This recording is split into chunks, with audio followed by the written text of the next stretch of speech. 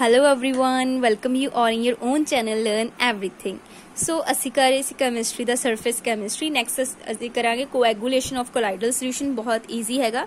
ਦੇਖੋ what is the meaning of coagulation of colloidal solution? The phenomena of precipitation of the colloidal solution by the addition of excess of electrolyte। मतलब कि ਅਸੀਂ ਕਿਸੇ ਵੀ ਕੋਲਾਈਡਲ solution, ਤੁਸੀਂ ਅਲੱਗ-ਅਲੱਗ ਤਰ੍ਹਾਂ ਦੇ ਕੋਲਾਈਡਲ ਸੋਲੂਸ਼ਨ ਦਾ ਪੜ੍ਹ ਲਏ, ਉਹਦੀ ਪ੍ਰੈਸੀਪੀਟੇਸ਼ਨ ਕਰਨੀ ਆ ਕਿੱਦਾਂ? ਕੁਝ ਵਿੱਚ ਐਕਸੈਸ ਆਫ ਇਲੈਕਟ੍ਰੋਲਾਈਟ ਯੂਜ਼ ਕਰਕੇ। ਇਹਨੂੰ ਆਪਾਂ ਕੋਐਗੂਲੇਸ਼ਨ ਵੀ ਕਹਿੰਦੇ ਆ, ਠੀਕ ਹੈ, ਫਲਕਚੁਏਸ਼ਨ ਵੀ ਕਹਿੰਦੇ ਆ। ਇਹ ਤੁਹਾਡੇ ਸਿਲੇਬਸ 'ਚ ਸਪੈਸ਼ਲ ਮੈਂਸ਼ਨ ਹੈਗਾ, ਵਰਡ ਦੇਖ ਲਿਓ ਤੁਸੀਂ, ठीक है। सो पेपर च पूछ सकता कि किहड़ा फिनोमिना आ, इहदे विच कीती जांदी प्रेसिपिटेशन किहदी कीती जांदी है, कोलाइडल सॉल्यूशन दी किद्दां करदे आ, वो पूछ सकदा बाय एडिंग ऑप्शन दे देगा acid, by adding base, by adding electrolyte. So सही ऑप्शन की होएगा बाय एडिंग इलैक्ट्रोलाइट। मैकेनिज्म की आ, the particle of dispersed phase that is colloids bear some charge, ठीक है। जिदा ना कोई चार्ज हुंदा आ, जदों च असीं इलैक्ट्रोलाइट ऐड करदे आ the colloidal solution take up the ion carrying the opposite charge. देखो पॉजिटिव और नेगेटिव नूं अट्रैक्ट करेगा, ठीक है, ओपोजिट चार्ज ने इलैक्ट्रोलाइट तो ले लेना। As a result their charge get neutralize, charge हो जांदे न्यूट्रलाइज, जिन्ना हो जाता पार्टिकल की हो जाता अनचार्ज हो जाता, ते to come closer and get coagulated, उत्थे की हो जाती कोएगुलेशन। एग्जांपल दी BaCl2 solution. If BaCl2 solution is added to As2S3 Sol, the Ba2 positive ion किन्ना attract हो जाने by negative charged Sol particle and the charge get neutralize। यानी कि तुहानू समझ आया की हो रहा? चार्ज दी न्यूट्रलाइजेशन हो रही है, यानी कि ਜਿਹੜਾ ਕੋਲਾਈਡਲ ਸੋਲੂਸ਼ਨ ਆ ਉਹਦੇ ਵਿੱਚ ਜਿਹੜੇ ਚਾਰਜ ਪਾਰਟੀਕਲ ਹੋਣਗੇ ਉਹ ਇਲੈਕਟ੍ਰੋਲਾਈਟ ਤੋਂ ਡਿਫਰੈਂਟ ਟਾਈਪ ਦੇ, ਜੇ ਪੋਜ਼ਿਟਿਵ ਚਾਰਜ ਨੈਗੇਟਿਵ ਖਿੱਚ ਲੈਣੇ ਨੇ, ਨੈਗੇਟਿਵ ਆ ਤੇ ਪੋਜ਼ਿਟਿਵ ਖਿੱਚ ਲੈਣੇ, ਤੇ ਕੀ ਹੋ ਜਾਣਾ? ਨਿਊਟਰਲਾਈਜ਼ ਹੋ ਜਾਣਾ। ਜਿੱਧਰ ਦੇਖੋ, ठीक है, जो पॉजिटिव आना नैगेटिव इदा सेम चार्ज ने एक दूजे रिपैल करना, ओपोजिट च की हो जानी अट्रैक्शन, ठीक है। सो उत्थे एक आंदा हार्डी सक्यूज रूल। ये की कहंदा ही the coagulation capacity of different electrolyte is different. मतलब हर इलैक्ट्रोलाइट दी कोएगुलेट करन दी पावर जी डिफरेंट है। ये डिपेंड करदा valency of active ion is called flocculating ion, ठीक है, which is the ion carrying charge opposite to the charge on the colloidal particle. तो समझा चुकी हैं। हुण ये मेन लाइन आ, greater the valency of active ion, ठीक है, या फ्लक्चुएटिंग आयन, जिन्नी ज्यादा वैलेंसी होएगी उन्नी ज्यादा की होएगी कोएगुलेटिंग पावर। ये बहुत ज्यादा इंपॉर्टेंट है, डायरेक्ट पूछा जा सकता। What is Hardy Schulze rule? वो कहता जिन्नी कोई एक्टिव आयन दी वैलेंसी होएगी उन्नी ज्यादा की होएगी कोएगुलेटिंग पावर। नैक्सट देखो, ये एक ने गल कही, the ion carrying the charge opposite to that of sol particle are effective in causing coagulation of sol. मतलब वो आयन जेडे कैरी करते charge opposite to sol particle, हुण ओपोजिट हो गए दोनों दे, जो ओपोजिट है मतलब उन्नी उन्हां दी वधिया की होनी है कोएगुलेशन होनी है, इस करके effective in causing the coagulation of sol. Coagulation definition समझ आ गई सी ना, ओपोजिट चार्ज एक दूसरे अट्रैक्ट करते एक चो। सो जिन्ने जे आयन कैरी करेंगे ओपोजिट चार्ज सोल नालों, तो इहदा मतलब उत्थे उन्नी की वधिया होएगी ओहदी coagulation. Coagulation power of electrolyte directly proportional to the fourth power of valency of active ion. ये बहुत ज्यादा इंपॉर्टेंट, ठीक है, कि directly proportional fourth power greater the valency of active charge ion of electrolyte added, यानी जिहड़ी तुसीं electrolyte add करदे हो ਉਹਦੇ ਚਾਰਜ ਆयन ਦੀ ਜਿੰਨੀ ਜ਼ਿਆਦਾ ਵੈਲੈਂਸੀ ਹੋਏਗੀ ओपोजिटली ਚਾਰਜ ਆयन ਦੀ ਇਲੈਕਟ੍ਰੋਲਾਈਟ ਐਡਡ ਦੇ ਵਿੱਚੋਂ ਉਨੀ ਜ਼ਿਆਦਾ ਕੀ ਹੋਏਗੀ ਕੋਐਗੂਲੇਸ਼ਨ। ਦੇਖੋ ਉਹੀ ਪੁਆਇੰਟ ਘੁਮਾਇਆ ਹੋਇਆ, ਬਟ ਇਹਦੇ ਵਿੱਚ ਜਿਹੜਾ ਸਟਰੋਂਗ ਪੁਆਇੰਟ ਉਹ ਇਹ ਆ ਕਿ फोर्थ ਪਾਵਰ ਆਫ ਦਾ ਵੈਲੈਂਸੀ ਆਫ ਐਕਟਿਵ ਆयन ਪੁੱਛਿਆ ਜਾ ਸਕਦਾ। एग्जांपल ਲਈ ਹੈ ਨੈਗੇਟਿਵ ਸੋਲਸ ਦੀ ਕੁਛ, ठीक है, ਉਹ ਇਦਾਂ डिक्रीज करदी है, कुछ पॉजिटिव सोल्स ਦੀ ਲਈ ਆ वो इधर डिक्रीज कर दी। सो ये ध्यान रखना। Minimum concentration of electrolyte which is required. हुण घट्टो घट कितनी कॉन्सेंट्रेशन चाहिए कि उत्थे कोएगुलेशन हो सके, उन्होंने बोलते कोएगुलेटिंग वैल्यू या फ्लक्चुएटिंग वैल्यू, ठीक है। इनू ज्यादातर असीं के च एक्सप्रैस करदे आ मिलीमोल पर लीटर दे विच। For example the flocculating value in millimole per litre for the coagulation of positively charged sol दी करनी आ एंड नैगेटिवली चार्ज सोल, उन्हां तुहानूं अलग अलग वैल्यूज जिहड़ियां इत्थे प्रोवाइडेड हैगी। क्लियर? सो ये तुहाडे लई इन्नी ज़्यादा इंपॉर्टेंट ये वाली चीज़ नहीं है जो मैं तुहानूं ये वाला मेन रूल याद रखना। उस तो बाद देखो a few method for the coagulation किद्दां किद्दां कर सकते बाय म्यूचुअल प्रेसिपिटेशन। जो हुण दो ओपोजिटली चार्ज सोल आ उन्होंने मिक्स करो इको मोलर कॉन्सेंट्रेशन, वो की करनगियां ओपोजिटली चार्ज न्यूट्रलाइज करनगियां चार्ज नूं ते की हो जाणगियां कोएगुलेट हो जाणगियां। देखो वही पॉइंट बार बार रिपीट हो रहा। जे पॉजिटिवली चार्ज ए वाली सोल हैगी है ते नैगेटिवली चार्ज ए वाली उन्होंने मिक्स कर दिता, इन्होंने की हो जाना कोएगुलेट, क्योंकि चार्ज ओपोजिट है न्यूट्रलाइज कर जाना ते कोएगुलेशन हो जानी। दूसरा प्रोसैस है बाय इलैक्ट्रोफोरेसिस।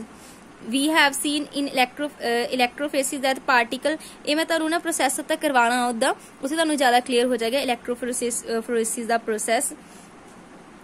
जे ये हुंदा कि जे प्रोसैस असीं लंबे टाइम लिए करिए पार्टिकल जिहड़े टच करदे इलैक्ट्रोड नाल ते लॉस कर दिंदे अपना चार्ज ते की हो जांदे गैट कोएगुलेशन, उन्हां दी की हो जांदी आ कोएगुलेशन हो जांदी आ। कुछ होर मैथड हैगे आ बाय परसिस्टेंट डायलिसिस कर लिया सी ना आपां। The stability of colloidal solution is due to presence of small amount of electrolyte. हुणी तां पढ़िया आपां, ठीक है, कि इहदे विच असीं स्मॉल जिहड़ी इलैक्ट्रोलाइट ऐड करदे आ उहदे नाल stability if the electrolyte is completely remove by repeated dialysis the particle left. जिहड़े हुण मतलब कि तुसीं डायलिसिस करके इलैक्ट्रोलाइट बाहर कढती पूरी, तां पार्टिकल जिहड़े रह जाणगे ਉਹ ਕੀ ਰਹਿ ਜਾਣਗੇ, पार्टिकल लैफ्ट वो की हो जाएंगे कोएगुलेट हो जाएंगे। सो तुसी परसिस्टेंट डायलिसिस करके भी यानी परसिस्टेंट डायलिसिस करी जाओ, पूरी इलैक्ट्रोलाइट रिमूव कर दो, तां भी जिहड़े बाकी पार्टिकल वो की हो जाएंगे कोएगुलेट हो जाएंगे। हीटिंग या कूलिंग ना भी कर सकते simply, the sol get coagulate on heating. For example butter, example याद रखियो पुछ सकदा पेपर च। Similarly in some case cooling the result coagulation हो जाती, the coagulation of milk on cooling milk fat start floating on the surface, fat ਉਹਦੇ surface ਤੇ ਆਣੀ ਸ਼ੁਰੂ ਹੋ ਜਾਂਦੀ ਹੈ। नैक्सट है coagulation of lyophobic sols. Lyophobic sols देखो किद्दां करदे आ। Lyophobic sols are more stable then lyophilic sols. The stability of lyophilic sols is due to two factor. ਜਿਹੜੇ ਲਾਇਓਫਿਲਿਕ ਹੁੰਦੀਆਂ ਨਾ, ਇੱਥੇ ਸੌਰੀ ਲਾਇਓਫਿਲਿਕ ਦੀ ਗੱਲ ਕਰਨੀ ਸੀ ਆਪਾਂ ਕਿ ਕੋਐਗੂਲੇਸ਼ਨ ਲਾਇਓਫਿਲਿਕ ਸੋਲਸ ਦੀ ਕਿੱਦਾਂ ਕਰਦੇ ਆ। ਲਾਇਓਫਿਲਿਕ ਜ਼ਿਆਦਾ ਸਟੇਬਲ ਹੁੰਦੀ ਆ, ਠੀਕ ਹੈ। ਸਟੇਬਿਲਿਟੀ ਕਿਉਂ ਇਹਨਾਂ ਜ਼ਿਆਦਾ ਹੁੰਦੀ ਹੈ, ਇੱਕ ਚਾਰਜ, ਦੂਸਰਾ ਹੈਗਾ ਸੋਲਵੇਸ਼ਨ ਆਫ ਕੋਲਾइडल पार्टिकल। जो ये दो फैक्टर रिमूव कर दिए किसी तरह आप, जो लायोफिलिक सोल्स आ की हो जाती कोएगुलेटेड। पेपर च पूछा जा सकता कि लायोफिलिक सोल्स नू कोएगुलेट करने लई किहड़े दो फैक्टर रिमूव किए जाने चाहिए। First is charge, second is solvation of colloidal particle. This can be done किद्दां किया जा सकता, या इलैक्ट्रोलाइट ऐड कर दो या कोई सुटेबल उस सॉल्वेंट ऐड कर दो। फॉर एग्जाम्पल लियो ने जो सॉल्वेंट लिया आप एल्कोहल ते एसीटोन का, ठीक है, वो एडिट किए गए हाइड्रोफिलिक सोल दे विच। उन्हां की होया डिहाइड्रेशन हो गई डिस्पर्स्ड फेस दी, ते इहदे नाल की होया under this condition small quantity of electrolyte जिहड़ी सीगी उहने की कर दिता, फिर ओहदी कोएगुलेशन कर दित्ती। क्लीयर। सो ये सिंपल जे मैथड है कि असीं इस स्पैशल सिलेबस कोएगुलेशन ते वाला स्पैशल लिखिया होया फ्लक्चुएशन वैल्यू, ते ये साडे लई इंपॉर्टेंट आ, ते इहनूं असीं ध्यान नाल करना है, ठीक है। सो ये एक कॉन्सैप्ट छोटा जिहा आंदा है प्रोटैक्शन ऑफ कोलाइड का, जिहदे विच असीं गोल्ड नंबर बारे थोड़ा जिहा स्टडी कर लैंदे आ, ठीक है। पूछा जा सकता what is the gold number. देखो सब तो पहला था, ठीक है, पहला देख लो the process of protecting the lyophobic colloid solution from precipitation by adding the electrolyte due to previous addition of some lyophilic colloid is called protection. Protection मतलब कि आपां उहनूं प्रोटेक्ट करना है, ठीक है। The colloid which is added to prevent the coagulation, मतलब coagulation होने तो रोकना, ठीक है। The colloid which are added to prevent the coagulation of colloidal sol, उन्होंने बोलते हैं प्रोटेक्टिव कोलाइड्स। पूछा जा सकता हुण जिहड़ी प्रोटेक्टिव पावर आ वो एक्सप्रैस की जाती in the term of gold number. पूछा जा सकता गोल्ड नंबर कादे वास्ते यूज किया जाता, टू एक्सप्रैस द कादे वास्ते पावर, जिहड़ी पावर देखनी ऑफ डिफरेंट प्रोटेक्टिव कोलाइड सी वो गोल्ड नंबर के टर्म च एक्सप्रैस की जाती है। What is a gold number, किन्नी मिनीमम अमाउंट चाहिए तुहानूं किसी प्रोटेक्टिव कोलाइड दी in milligram to just prevent, रोकनी तो कोएगुलेशन ना होनी पड़िया, कोएगुलेशन रोकनी पर किन्ने दी 10 ml कोई गिवन गोल्ड सोल आ 10 ml ओदा, जदों ओदे विच 1 ml तुसीं 10% सोल्यूशन ऑफ सोडियम क्लोराइड दा ऐड कीता।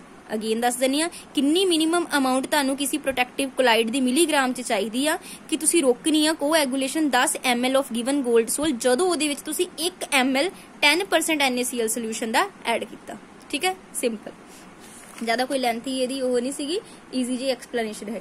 क्लियर। एक होर पॉइंट आएगा, एक इंपॉर्टेंट पॉइंट है, नोट कर लेना। It may be noted that smaller the value of gold number, जिन्नी गोल्ड नंबर की वैल्यू घट आ, मतलब उन्नी ओदी प्रोटेक्टिंग पावर हैगी आ प्रोटेक्टिव कोलाइड दी, यानी कि तुहानूं उत्थे घट गोल्ड नंबर एक्सप्रैस करदा पिया सी ना, कितना घट देना पिया। Therefore reciprocal of gold number is measure the protective power of colloid. जिन्ना गोल्ड नंबर घट उन्नी प्रोटेक्टिंग पावर की होगी उत्थे प्रोटेक्टिव कोलाइड दी ज्यादा।